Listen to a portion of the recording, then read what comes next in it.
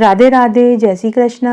मैं सीमा सिंह बड़ों को चरण स्पर्श, छोटों को प्यार और बराबर वालों को तहे दिल से नमस्कार करती हूँ। आज मैं आपको कार्तिक मास के महात्म्य का 19वां अध्याय सुनाने जा रही हूँ। राजा पृथु ने नारद मुनि से कहा कि हे देव ऋषि, अब आप मुझे यह बताइए कि भगवान विष्णु ने जलंधर के नगर में जाकर उसकी स्त्री का पतिव्रत धर्म कैसे नष्ट किया। तब नारद मुनि राजा पृथु से बोले कि हे राजन, भगवान विष्णु जलंधर के नगर में जाकर वृंदा का पतिव्रत धर्म भंग करने का विचार करके गए। इसके बाद वृंदा को रात्रि में स्वप्न में देखा कि उसका पति भैंसे पर चढ़े, तेल लगाए, नंगे शरीर, काले फूलों की माला पहने हुए, कच्चे मांस के खाने वाले जीवों से सेवित, मूंड मुंडाए हुए, अंधकार से घिरा हुआ चेहरा दक्षिण दिशा की ओर जा रहा है। वृंदा ने स्वप्न में यह भी देखा कि उनका पूरा गांव समुद्र में डूब गया है। तभी वृंदा की नींद खुल गई और वह स्वप्न के बारे में विचार करने लगी। पूरी रात्रि वृंदा ने जागकर बिताई। सुबह वह अपनी 2 सखियों को साथ लेकर उपवन में गई, फिर गौशाला में गई, परंतु उसे कहीं शांति नहीं मिली। तब वह अकेली जंगल में निकल गई।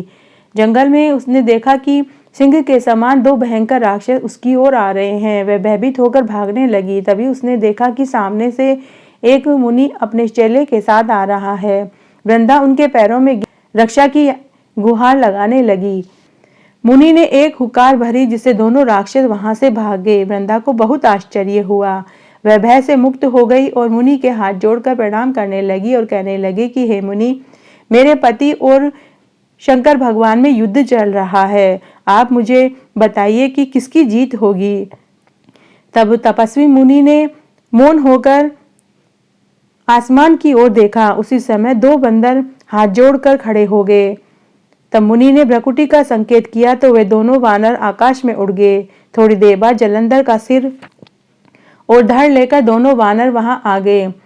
तब जब वृंदा ने अपने पति को मरा हुआ देखा तो वह मूर्छित होकर जमीन पर गिर पड़ी। थोड़ी देर बाद जब उसकी मूर्छा खुली तो उसने तपस्वी मुनि से कहा कि हे कृपानिधे, आप मेरे पति को जीवित कर दीजिए। तब मुनि ने कहा कि शिवजी के द्वारा युद्ध में मारे हुए को कौन जीवित कर सकता है, लेकिन तुमने मेरे से रक्षा की गुहार लगाई है। शरणागत की रक्षा करना तो सनातन धर्म है, इसलिए मैं इसे जीवित कर देता हूँ।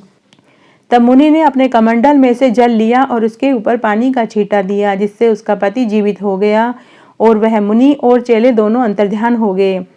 जलंधर ने उठकर वृंदा का आलिंगन किया, उसका मुंह चूमा। वृंदा भी पति को जीवित देखकर खुश हो गई और वह अपने पति के साथ लंबे समय तक वहीं पर विहार करने लगी। एक दिन जब संभोग काल के समय भगवान विष्णु को वृंदा पहचान जाती है और वह क्रोधित होते हुए भगवान विष्णु को शाप देती है कि हे पर स्त्री से गमन करने वाले विष्णु, तुम्हें धिक्कार है। मैंने जान लिया है कि तुम मायावी तपस्वी तुम ही हो। ऐसा कहकर परम क्रुद्ध होकर पतिव्रता वृंदा ने अपने तेज को प्रकट करते हुए भगवान विष्णु को शाप दे दिया। तूने मेरे पतिव्रता धर्म को नष्ट किया है। तू इसी समय पत्थर हो जा। जो तूने अपनी माया से 2 राक्षस मुझे दिखाए थे, वही राक्षस एक समय तुम्हारी स्त्री का हरण करेंगे और उसके विरह में तू दुखी होकर वानरों से मदद मांगेगा।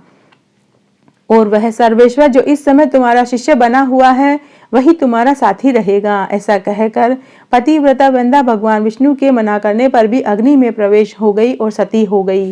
ब्रह्मा आदि देवता आकाश से उसका प्रवेश देखते रहे। वृंदा के शरीर का तेज श्री पार्वती जी के शरीर में चला गया। आकाश में जय जयकार होने लगी। पतिव्रत धर्म के प्रभाव से वृंदा ने मुक्ति को प्राप्त किया। इस तरह आज मैंने आपको 19वां अध्याय सुनाया। आशा करती हूँ आपको ये जरूर पसंद आएगा। आगे के अध्याय के लिए भी आप मेरे साथ इसी तरह बने रहें। धन्यवाद।